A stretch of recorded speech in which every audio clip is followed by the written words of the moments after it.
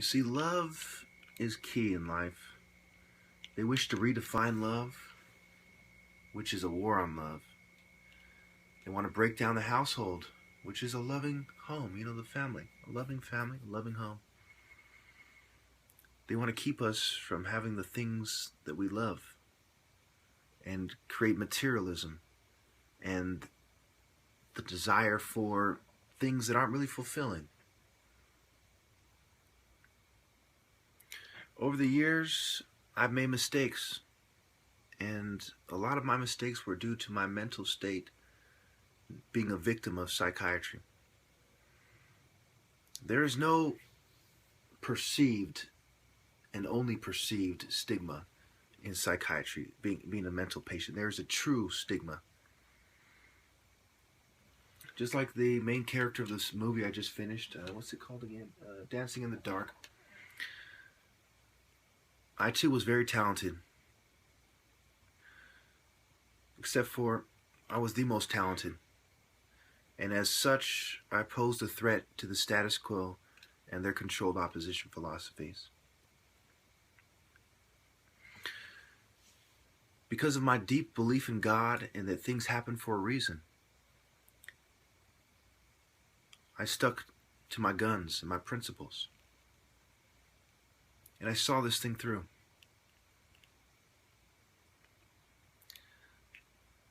I know that I will never get justice. The reprehensible knaves who have ruined my life will never be held responsible. The ones who did it when I was young, at CEDU and Ascent, the ones who are doing it now. I have never been to an institution that has psychiatry where I was treated fairly. Not a single one. They all are guilty or have a complex and they play stupid. And I've also never been the only victim at any institution. I can't think of a single institution or reform school where at least 75% of the people, weren't victims as well. There is a pharma cost, and psychiatric abuse is a huge problem. And when you really look how deep it goes, it has to do with the fact that psychiatrists don't know what they're talking about in the first place. There's a lot of money to be made, and it's a control mechanism. Between the two, society is hopelessly dependent on these institutions. And it's really sad. Because you can get rid of them. What I mean by they're dependent is that they become dependent on them like alcohol, or cocaine. It is a form of substance abuse. And of course, a lot of these psych meds are abused, and it is literally pharmaceutical substance abuse. And the withdrawal from these psych meds can be more harsh than the withdrawal from street drugs. But I've gone over these things many, many times. I think it's more important for you to understand how I became a victim in the first place, which I have also gone over many times. Well, it really began when I was 13 years old, and I did poorly on a test. I started smoking weed, and I didn't know how to tell my parents that I'd been slacking off and smoking weed instead of, doing what I was supposed to, because they're very overprotective. And I lived in the middle of nowhere, where I live still. That's a story for another day. And I didn't get out much. So for my parents to ruin what's left of my teenage years because of my performance at summer school, to me was completely unfair. And it was easier for me to say that something happened there that I don't understand, even though I knew exactly what it was. I then would spend the next 21 years or so trying to explain to them exactly what did happen. This is not something I've kept to myself my entire life. I've brought it up time and time again. But just like society and the government and the status quo, my parents became dependent on psychiatry to help them control me. It wasn't enough that I lived in the middle of nowhere and my brother, for brownie points, would side with my parents, as my older brother, as he still does. My little brother would keep a neutral stance because he didn't want to get on my parents' wrong side, knowing they were wrong, and he didn't want to get on my bad side either. He didn't want to get stuck in the middle. Over the years, after psychiatry really messed up my brain and caused me a lot of problems, and there was, mixed with the natural problems teenagers have, I became very angry. And the techniques I learned at CEDU, such as yelling, stood with me my whole life. They stuck with me. And so I would yell in a place I thought was safe, which is what they taught me to do. And I was never really able to shake that habit, nor do I feel the need to. Because I'm very angry.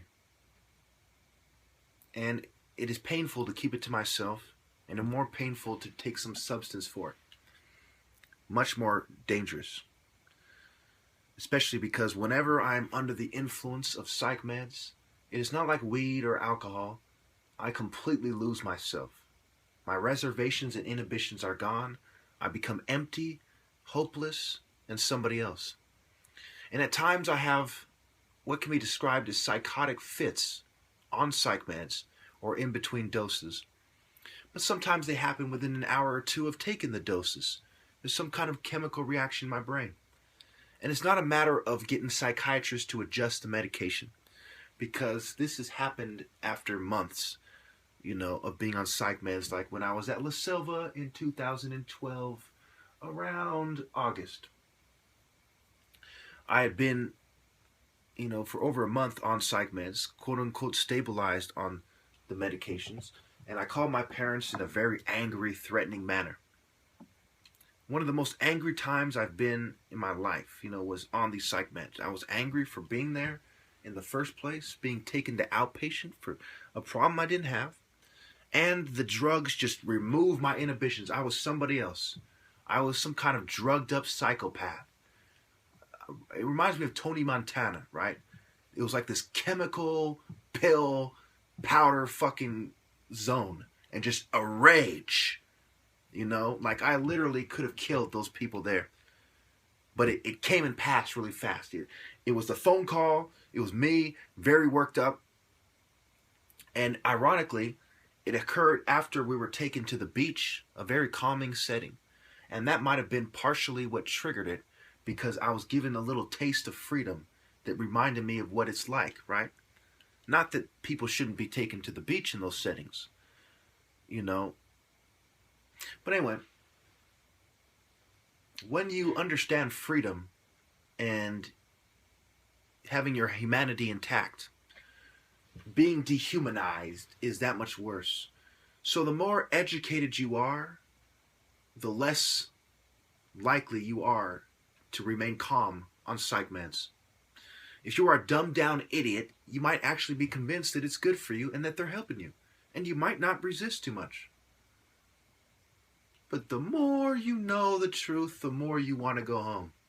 The more you're in touch with yourself and you see how little it is helping you, the more you have this burning desire to be free.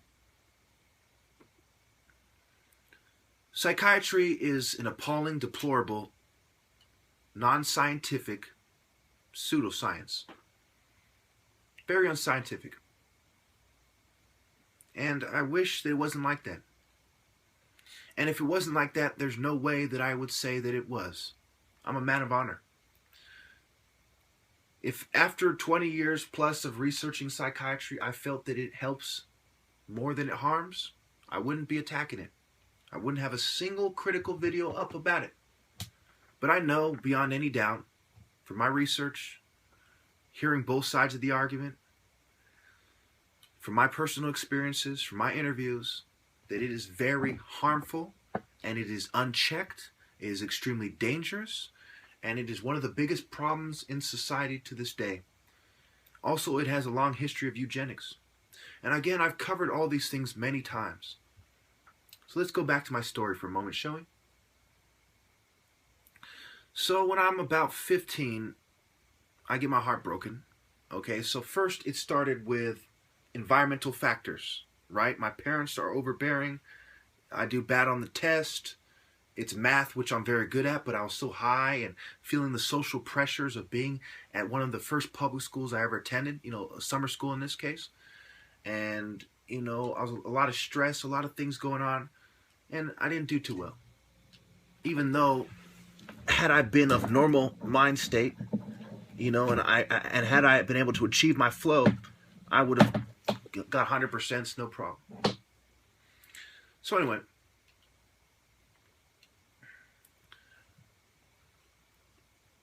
going back to when I'm 15, right? It's the heartbreak. And this is a very bitter heartbreak. Again, I'm at public school. I live kind of a sheltered life.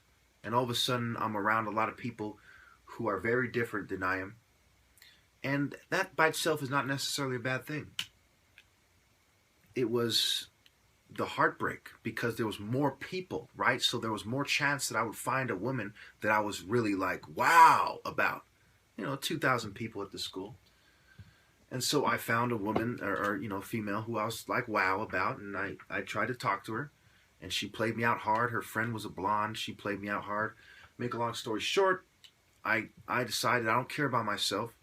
And I start hanging out with gang members and, leaving the home. And my parents don't understand my new erratic behavior. Okay? And when you get angry, you talk fast. So I'm yelling at them sometimes. They're seeing a breakdown of order in their house in the middle of nowhere, which wouldn't have occurred had I been more free. I've been cooped up with overbearing parents, denied a social life.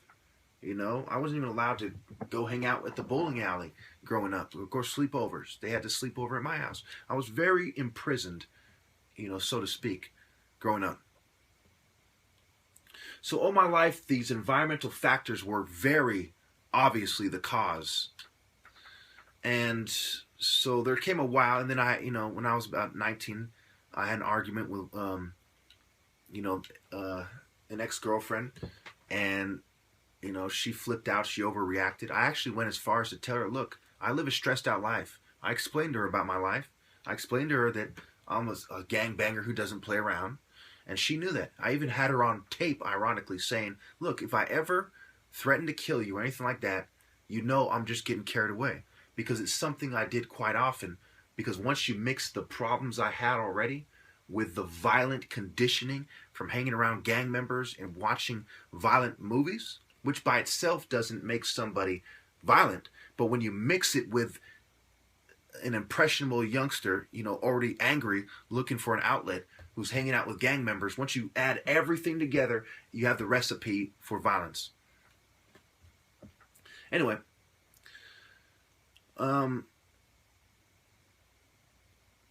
so that brought me back to the psych ward system for the first time, maybe 3-4 years, something like that. And before that, I was on and off with psychiatrists. I had been to reform school. I had been to, reform school, boot camps, type, behavior modification wilderness program, Ascent, and there's a lot more to these stories. I've gone over it. Let me just finish this up and wrap this up. So then fast forward to, it'd been like, I was about 20, I want to say I was about 29. Let's see, I think it was 2011. So yes, I was about 29, 30 years old. Yeah, 29 years old. And so for the first time in almost 10 years, because I had been to the psych ward maybe a few years after I was 19, I was drunk in public one time, and the police called my dad, instead of taking me to the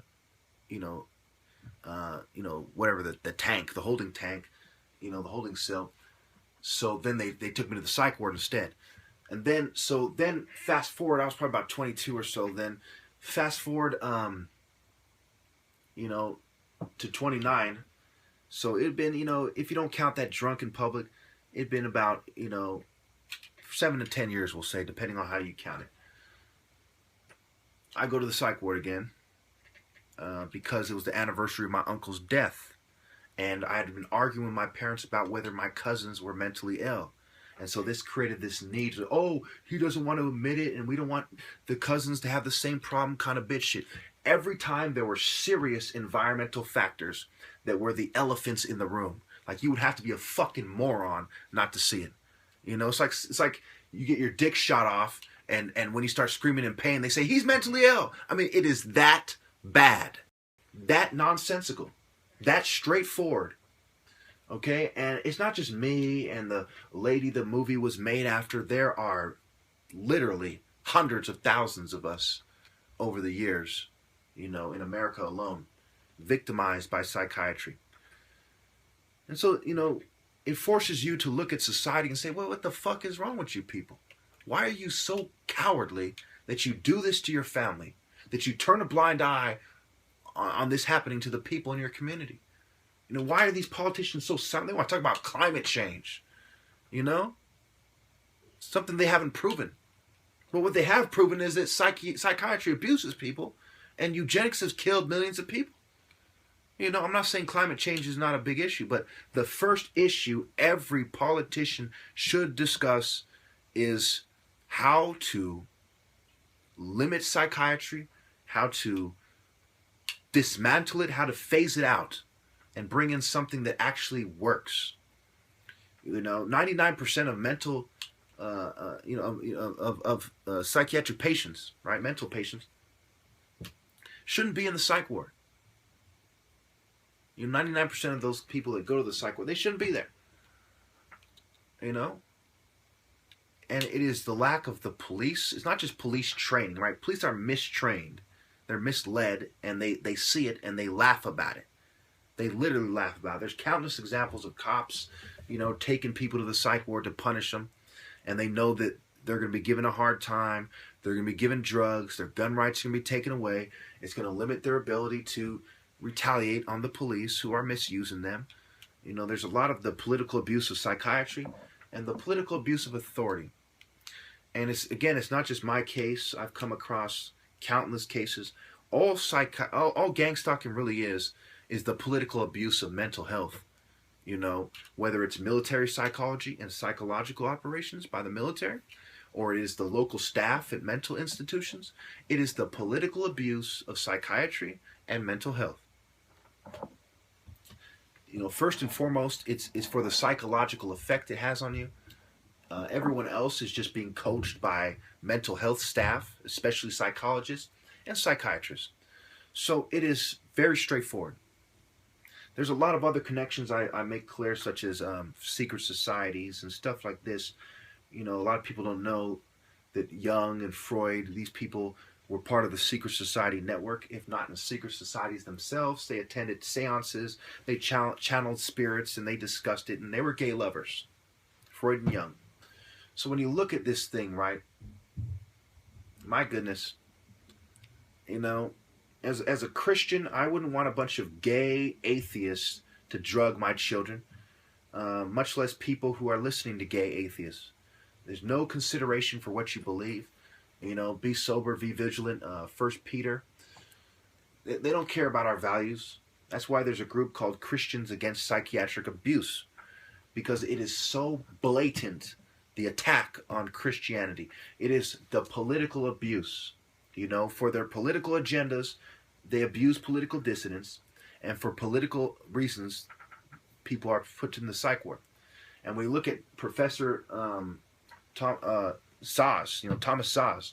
He says, yes, psychiatry is highly political. And he passed in 2012 or so. He was a psychiatrist for like 60 years or something, a long time. He was an old man when he died. So, when you couple just me and him alone, you're looking at some 80 years of experience with someone with no ulterior motives. No one pays me to say this. A lot of psychiatrists are consultants for pharmaceutical companies. Their colleagues are consultants if they're not, and they make a lot of money. They have every reason to lie, and they have a conflict of interest. For psychiatrists to testify on their own behalf is a very blatant conflict of interest. For anybody who is a gang stalker or paid by under the table or otherwise by the pharmaceutical companies or psychiatrists or any mental health group or advocates is a conflict of interest. You have to listen to people like me who have no ulterior motive. Okay? It's like I look at what ruined my life. I'm a guy with 175 IQ, looking with hindsight, retrospection, introspection.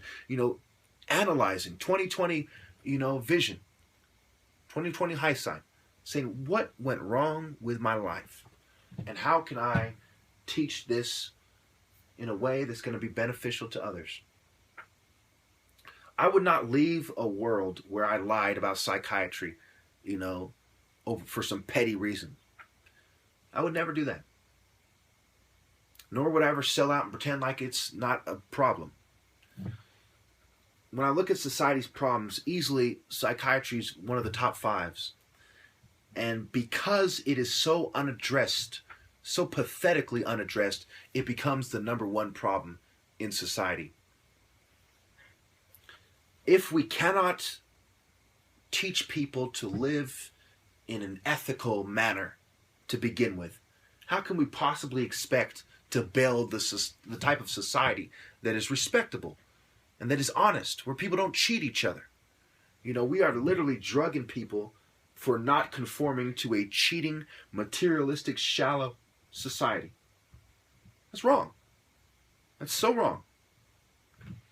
I'm prepared to die for what I believe. The naysayers aren't. How many psychiatrists that are consultants for Big Pharma do you think are ready to die for what they believe? I mean, isn't that so laughable? I would be laughing if it wasn't so fucking sad. And they'd probably say, oh, he's depressed. That's why he thinks it's sad. Not that killing, not that I'm upset about countless people suffering cognitive impairment and side effects and diabetes and all kinds of horrible, horrible side effects. Hair loss. I mean, just horrible, horrible side effects. Bloating and gas and just things that play them out and ruin their lives and make them unbearable to other people. Not to mention sudden death and seizures and all kinds of horrible things. But they're killing 500,000 people annually in Western countries alone. And they want to spread their global agenda so they can, kill people in other countries too. It's eugenics. So, I find myself really disgusted with not just politicians and mainstream political groups, but with all political groups. I see this appalling lack of attacking mental health. And it has to do with the fact that mental health, obviously, is involved with the psychops, right? Donald Ewan Cameron, the head of the World Psychiatric Association, Canadian Psychiatric Association, American. It's like these guys are merged with the government, and as a result, if you speak against them, they crack down on you with the government and with their big pharmaceutical budget. They spend billions of dollars on marketing, and part of that goes to running psychops, and no one ever wants to tell you about that. It's their PR lift.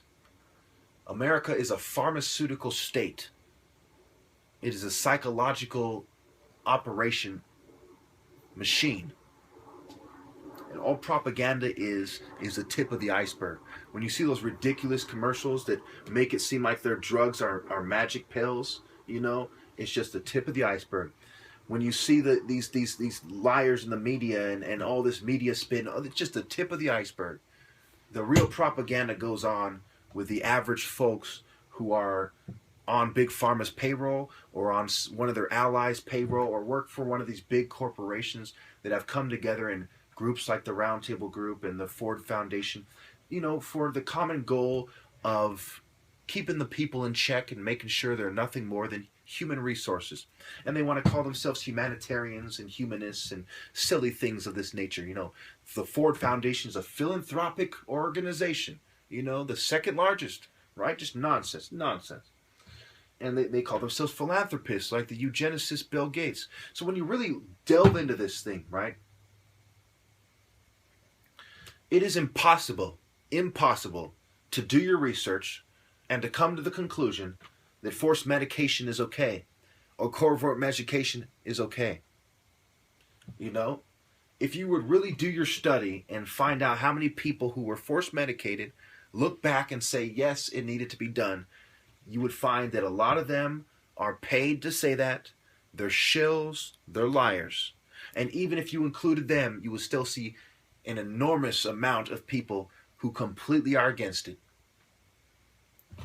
You would also find a lot of families who have lost their children to psychiatry.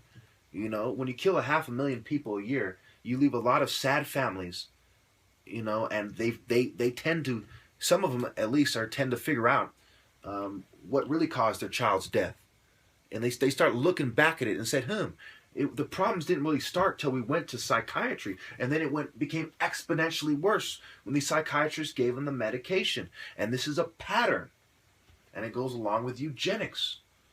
Eugenics is about killing people, the types of people who go to the psych ward, who go to psychiatrists in the first place. A lot of these people, with all due respect, I don't know about most of them, but a lot of them aren't too bright. They're not too perceptive, or they wouldn't be, in that situation in the first place, right? Unless they have parents like mine who were completely unfair and overbearing, they would have probably avoided that situation. So at least some of them are going to be less perceptive than other people. Some of them have something wrong with them, have some kind of genetic abnormality. The vast majority of them don't. Some of them are drug addicts, right? These are all the types of people eugenicists want to kill. Some of them are political dissidents, such as myself, which are considered criminals because political dissidents often disrupt things and are taken to makeshift prisons, or they're taken to jail or the psych ward. So all the types of people in the first place who end up seeing a psychiatrist are the exact kinds of people that eugenicists target. Now all they do is they try to read their client. Is this client, a celebrity? Is he someone important? In that case, we'll try not to give him too high of a dose. We'll try not to do too much eugenics on him. But we're going to do eugenics on him nevertheless, because if we don't, they'll see the bigger picture, will be exposed. That's their kind of attitude. So some of these people, they'll say, hey, you know what? You don't need to be here. So that maybe 1% or less who are told, hey, you don't need psychiatric help, are people that the psychiatrists deem as worthy of avoiding being, eugenics. Avoiding eugenics being done to them. Which arguably it's being done anyway, because it's about promoting favorable individuals to breed, right? Trying to get the people you want to breed, and the people you don't want to be screened out by any means necessary. Sterilized, given psych meds, what have you. So when you look at this thing, right, there's no other way it could be. I know how these people think. I've dealt with these people. I assure you, psychiatrists and mental health staff, almost every single last one of them is the type of person to turn a blind eye to mass murder. If you think for 1 second that's not the case, you really are out of touch. Every single one of them. They're all the type to either have a complex and say that's what you get, or to say we need to limit these people. They're a burden. My sister is mentally ill, and it was so hard for me to take care of her growing up, and I'm glad she got in a car accident. They're literally that type of trash, So they're complex, or they're guilty also. They're the type of people to be like, I have a family to feed. I'm trying to bring my family over from another country. These liberal types especially. And I'm going to tread lightly and enjoy, my paycheck. There's a lot of things that go, where I come from, it's worse than what's going on here. They'll tell themselves that, right? Even though the root cause of global oppression is really American foreign policy, and especially their mental health eugenic policy. Absolutely, absolutely. And of course it goes back to the liberals talking about be healthy, right? Be vegan, vegetarian, no GMOs, right? Be healthy. They're also concerned with healthy children, right? Be healthy, have healthy children, which when you look at the dark side of it is eugenics. Kind of like save the planet, limit the undesirables, so people who are a burden on society, who are unhealthy, are not consuming resources. I mean, you really got to examine this thing. It's absolutely a liberal progressive agenda, and it's what the liberal progressives do not talk about openly, but they certainly do behind closed doors. And it's not just them, it's the whole system. It's the conservatives, real and fake alike. It is a system. And I speak about this so much, and I know that some of you hear me, and if you don't tell your friends, if you don't get the word out, You may as well fucking bend over for a bunch of gay shrinks. You may as well give your kids fucking crack cocaine and heroin. You may as well give your friends and family that. You know, you need to get the word out. For those of you people who are stupid enough to think I'm wrong, remember in 2012, and you know, a lot of females were coercively sterilized, female inmates in California. That's feminism, right? That's a feminist issue. Liberals are silent about it. Media blackout. 2015, the Nashville prosecutor, you know, making part of plea agreements, people agreeing to be, it's either 2012 or 2010 when it comes to the female inmates. I'll put it in the comments. In 2015, the Nashville prosecutor making sterilization part of the plea agreements that he was offering the accused. So you got to ask yourself, well, why don't liberals make eugenics a main issue, right? Instead, they want climate change. Now, what causes climate change if not people? Okay? Liberals are people who attack Christianity in order to take on the kind of nihilist and moral relativist and atheist perspective on reproduction and eugenics, right? Remove the morals, attack love in its pure form, and create a new world that's evil. It's the problem with liberals, you know, Democrats. It's very sad. You know, very, very sad. And, you know, I'm going to keep fighting them. Because I know a lot of you just don't have the heart. You know? A lot of you are somewhat aware of this, and you don't have the heart to fight them. I do. I'm going to keep fighting them. And I know that when I'm gone, if I haven't made a big difference, the bad guys will win.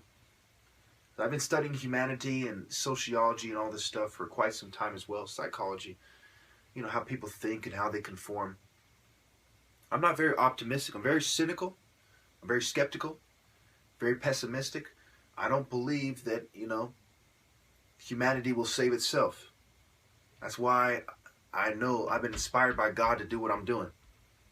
I believe that if I fail to get my rightful place after I'm gone, that the bad guys will win. And I do believe with all my heart and soul that anyone who tries to hinder my progress, who tries to keep me from taking my rightful place as the top martial artist in American history, is helping to seal the fate of humanity. That's the truth of it. How many of you think that if I don't get my rightful place, that everything's going to be okay? That someone else is going to save us, you know, someone else is going to become a respectable figure in society that people listen to. No, it's not going to happen. You're going to keep seeing what's going on now. The bad guys making the progress, and a few, you know, stigmatized conspiracy theorists, quote unquote, being played out for telling the truth. A bunch of misinformation, disinformation. No, the only chance humanity has to get together and demand an end to eugenics and natural, you know, reproduction, natural limitation, mental health reform, reforming corporations. The only chance that people have is if I get my rightful place. So therefore, as much of a long shot it might be, it is of the utmost importance that I get my rightful place in society. No one is better than me, so help me God, in American history. It is literally my rightful place. It's not what I need to do, and that's it. It's my rightful place where I deserve what God has intended for me. And if I fail, it'll be because I failed to do it, and they stopped me. You know, they got together and sabotaged me. They can cry all they want. You know, they can cry about how it's not fair, blah, blah, blah. The most common martial arts challenge. They can cry about anything and make excuses. I'm not buying your excuses. This is bigger than what you want for yourself. This is bigger than getting pats on the back and bitches saying, "Oh, didn't I see you on TV?" I'm gonna be dead by the time I have a chance to get my rightful place. For all you cowards, it's all about your races, you making yourself look good and bitch shit. Just bitch shit. None of you have any intention of being politically active. None. And you have the nerve to try to pretend that I'm not as good as I say that I am. Absolute nonsense. Absolute nonsense. I've trained harder than you people. I want it more than you people. I'm better than everyone ever was. No martial artist could dream of doing what I've done. As a child, before I took martial arts, if you would have told me, that there was somebody who made a $3,000 to $5,000 challenge for 3 years, eventually it went up to as high as $5,050. They were fumed and drugged and offered people $50 to show in the mecca of martial arts. And you would have asked me, is that guy better than Bruce Lee? Without even knowing the guy, automatically say, Bruce Lee never did that. Bruce Lee couldn't have done that. Are you kidding me? Even as a child, I understood the effects of drugs. That guy must be some fucking, there must be divine intervention. Okay? This is something that God wants. Who is this guy? He must be a good guy. And of course, if I would have researched about me, I would say, oh, wow, that guy is a great guy. That guy needs his rightful place, or this world is in trouble. And why wouldn't they give him his rightful place? If you would have told me that there's a conspiracy to downplay the relevance of what he's doing, I would have said, wow, what kind of evil what kind of soulless, heartless, cheating, conniving, pitiful fuck would deny humanity their last chance. I want to fucking do something to him. As a kid, I would have told you that. And so these dishonorable knaves continue their lies. When you look at my life story, it is quite clear. Before I even began to train, I was a lot better than most people at natural martial arts. When I was a children, I did amazing things. When I was a child, I did amazing things. I used to wrestle with people who were like in 6th grade when I was in 1st grade. And then I grew up, to the striking, the adult stuff. And I was extremely physically gifted. A star basketball player on the team, and on and on. And so, God had literally chosen me from an early age. It was brought me into the world for this purpose. And I eventually found my way to what needed to be done. People could try to train 4 times as long as I do, and they wouldn't be able to beat me. It's just how it is. And I know exactly how much I need to train to maintain being the best. I'm very perceptive when it comes to that. And I've done just that.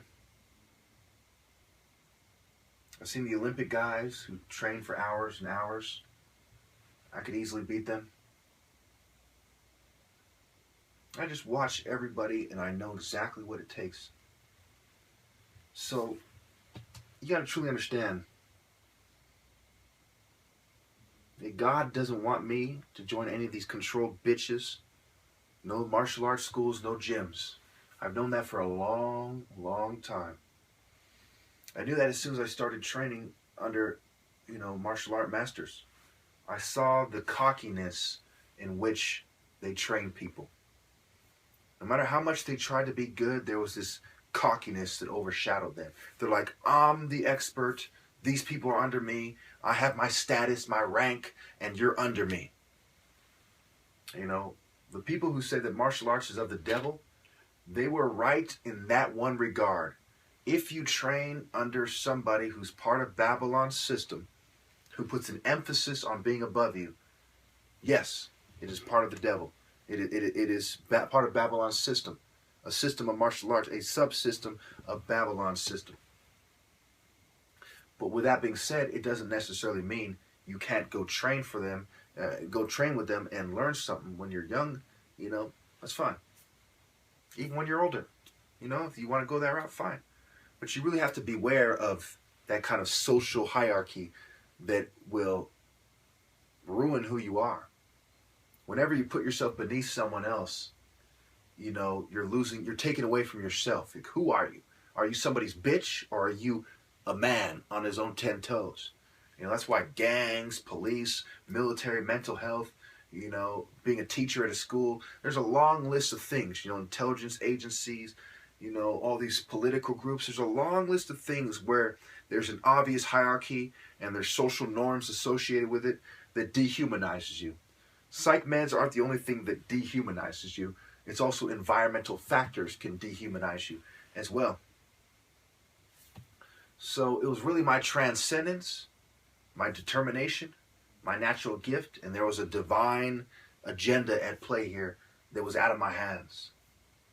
And I always knew that. I used to go around and be like, why am I so different than everyone else? Why am I...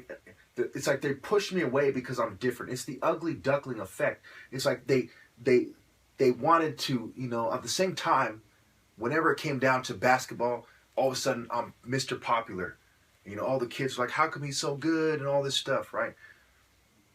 And if it wasn't for that, they would push me away. You see what I'm saying? Because they don't understand. I had a more powerful mind. I was more physically gifted. And God had chosen me. God didn't make me this way so I could brag. I'm not bragging. I'm stating the facts. He didn't make me this way so I can be one of those cocky elitist pieces of shit going, hum, I'm important. Oh, yes, I'm a celebrity. Oh, yes. Speaking on interviews and shit like a bitch. No, he made me this way to be a transcendent hero, to show people definitively that when you're a great man, you don't go for the little bones and cookies and little perks of being a sellout. You transcend. In a very similar way, God chose Martin Luther King. Whether he was controlled or not, I haven't entirely made up my mind. The evidence does suggest this. However, he had a powerful message that God meant to get out. So sometimes God even uses bootlickers in Babylon's system.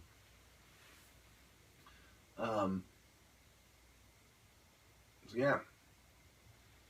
I've known what I was here to do for a long time. I remember when I started making Illuminati Part 1, I was unsure. I wanted my opinion to get out. And then as I started doing it, it wasn't addiction. There was an unseen hand guiding me. The bootlickers in psychiatry who don't understand nature, right? Natural instincts and how it connects to God. They will say, oh, that's mental illness, fixation, obsession. They don't know what the fuck they're talking about. Okay?